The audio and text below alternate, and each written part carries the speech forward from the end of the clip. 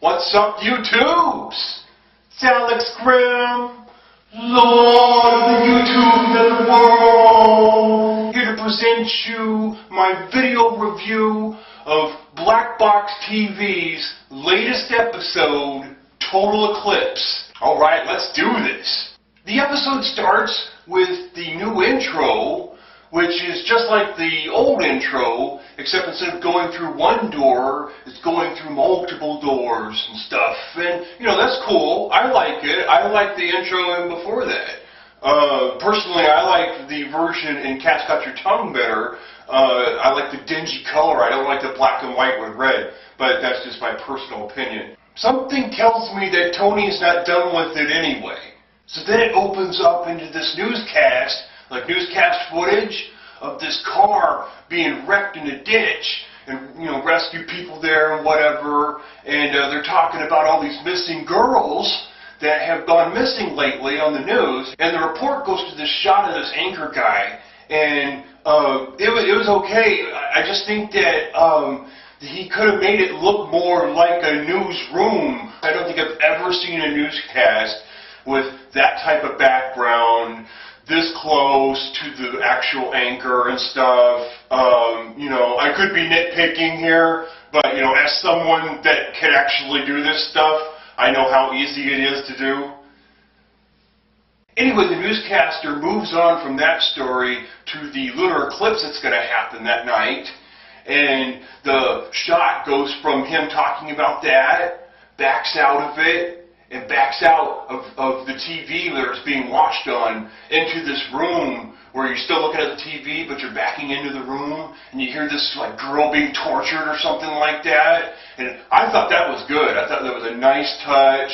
I love the transition. She stops like crying and whining and stuff like she just died, and some guy walks in and turns off the TV, and then you get a full shot of the room, and there's some chick tied to a chair, and there's another chick like laying in some tarp or something like that. The room's like all dark and dingy with like blood on the walls. So he starts dragging the chick on the tarp into the hallway, and this whole scene is very dark and gritty, and I really like it. Nice opening. There's a lot of potential here. At this point, Tony's got my attention, because a lot could happen here. So he drags the chick into the hallway and leaves her there, and then goes into an adjoining kind of kitchen. You know, there's kitchens that have an open window out into the living room, dining room.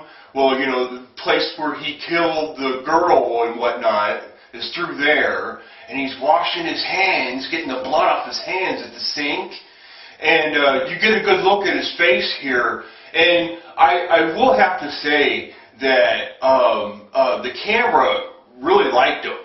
I mean, you could have cast a lot of other people, but if this is the only guy you could get, he looked pretty good to play the part, actually. I was in the chat, and a lot of the female chatters were almost feeling ashamed that they were kind of attracted to the serial killer guy. And you know who he reminds me of? He reminds me of, like, Fabio in 20 Years. He's thinner, and his hair's cut, and it's white, but can't you see the similarity here? I'm serious.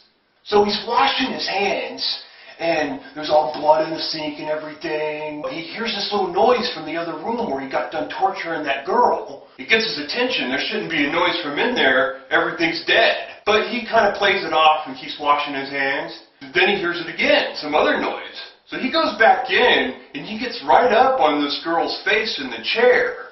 And you can kind of predict what's going to happen here. But despite that, it was a jumper moment. She comes alive real quick as a zombie, with the music hit, sound effect hit, as he's right up in her face, and it scares the crap out of him. So it gets a jump out of you if you got your volume up or your earphones on. And she's all busting out of the chair. She's some zombie chick busting out of the chair, and he's freaking out. I mean, this is definitely highly irregular. And he sees the zombie chicks in the hallway that he's deposited there, coming alive, so he runs over and he closes the big sliding door from the hallway into the room, and they're fighting to get in, but he closes it off, and one of their hands get chopped off in the process, and he turns around, and the girl's there. She finally got out of the chair, and she's coming after him. And it's highly ironic that he might get killed by victims of his murderous onslaught. But she brings it. He grabs the shovel and swings and hits her in the head.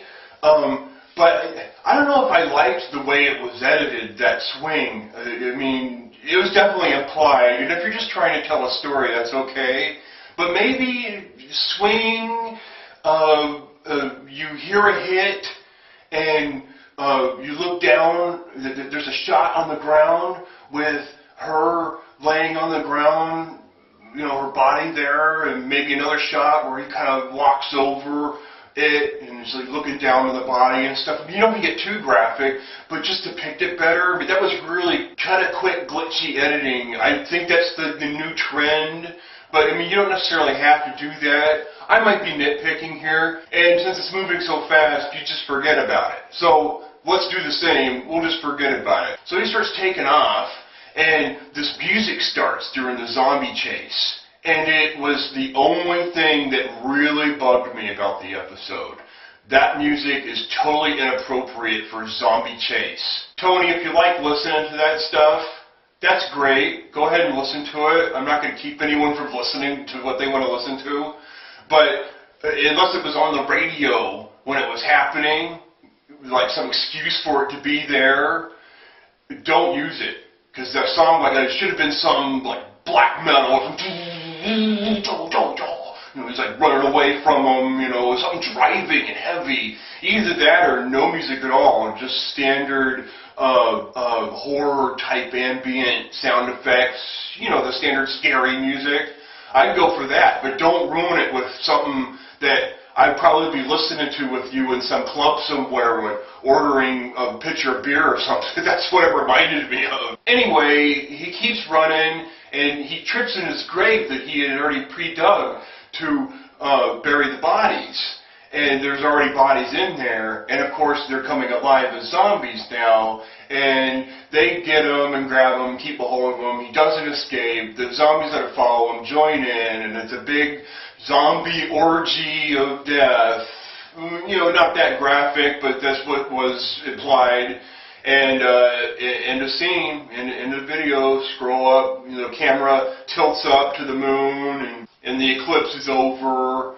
And, you know, I've never seen an eclipse like that where zombies came to life and stuff. I'm willing to accept it for some cool episode stuff.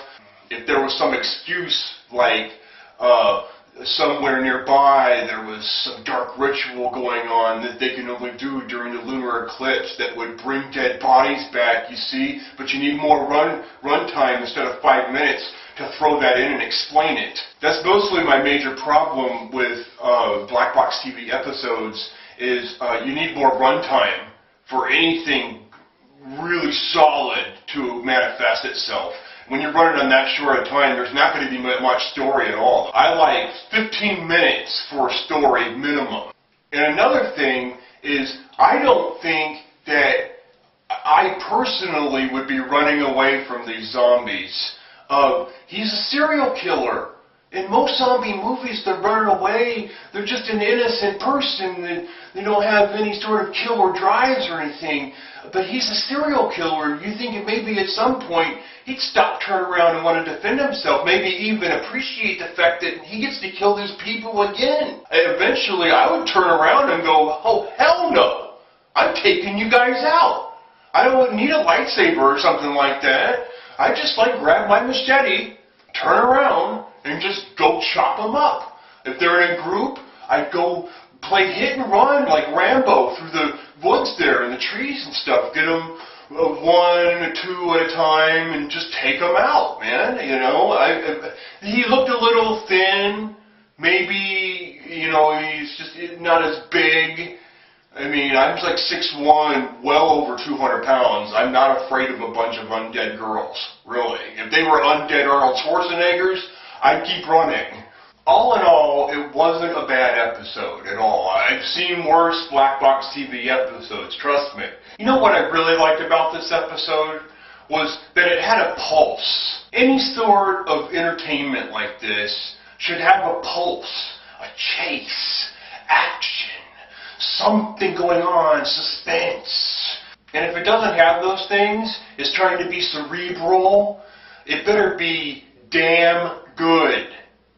There better be a really good twist. I've seen the cerebral stuff try to get pulled off before, and it's just not hard-hitting enough. The last episodes that he was putting out at the end of season 1 were very cerebral. I wanted a little bit more pulse. I had to get the pulse from the dead vlogs.